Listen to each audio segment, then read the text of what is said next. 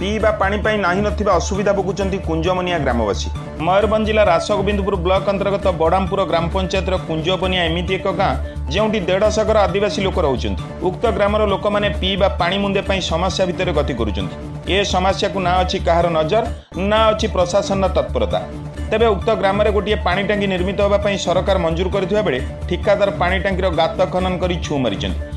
तेबे दीर्घ दिन धरी पानी टांगी नबार ग्रामवासी मैंने ब्लॉक वीडियो को जणाइथिले मध्य कौनसी सुफल मिली नहीं। तेबे खबर प्रसारण पर विभागीय कर्तृपक्ष केते तत्पर होउचंती ता देखिबा बाकी रहिला। मयूरभंजरू विभूति राउत का report news one Odia dot in. परिचय मो ना बाबुली बिंधाणी फ्रॉम बड़ामपुर कुंचबणिया साही आमने एसटी कैटेगरी लोक अटू आमने एठारे प्राय पाखापाखी 150 घर आम मैंने बसवास करूँ। आज्ञा आपण अंचल रे पानी रो समस्या केमती रो?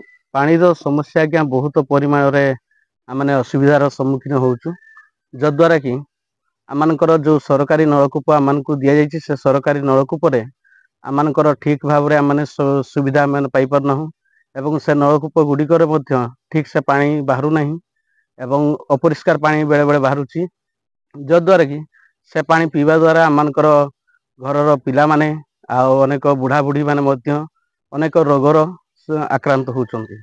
तेणुक आम रिक्वेस्ट करुचु जे आमनकर जो यही खुड़ा होती पाइपलाइन सेटा आमनकर यथाशीघ्र पूरण हेले आमने पानी पाई आमने सुविधा ही पारिबु।